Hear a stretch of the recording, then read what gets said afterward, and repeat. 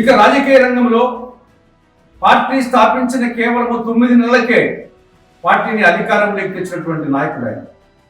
సమాజమే దేవాలయం, సామాన్య మానవుడే నా దేవుడు, ఆ దేవునికి కాస్త నైవేద్యం సమర్పించడమే నా ఆశయం అని చెప్పేసి సరికొత్త సామ్యవాద సిద్ధాంతాన్ని ప్రవచించి ఆచరింపజేసినటువంటి మహోన్నతమైన నాయకుడు నందమూరి తారక రామారావు. తెలుగు భాష కోసం, తెలుగు జాతి కోసం, తెలుగు వారి ఆత్మగౌరవం కోసం ఆయన రాజకీయ పార్టీ స్థాపించడమే కాకుండా ఆ పార్టీకి తెలుగుదేశం అనే పేరే పెట్టాడు. కానీ ప్రస్తుతం చంద్రబాబు నాయుడు గారి నాయకత్వంలోని తెలుగుదేశం పార్టీ వ్యవస్థాపక అధ్యక్షుడు రామారావు గారి ఆశయాలకు, ఆదర్శాలకు ఎంతో దూరం వెళ్ళిపోయింది. రామారావు గారు స్థాపించిన పార్టీకి, చంద్రబాబు నాయుడు అధ్యక్షించిన పార్టీకి నక్కకు నాగలోకానికి ఉన్నంత తేడా ఉంది. ఆయన తెలుగు భాష కోసం కృషి చేస్తే, ఈనాడు చంద్రబాబు నాయుడు గారి పాలనలో, తెలుగుదేశం పాలనలో పాఠశాల విద్యలో తెలుగు మాధ్యమం లేదు.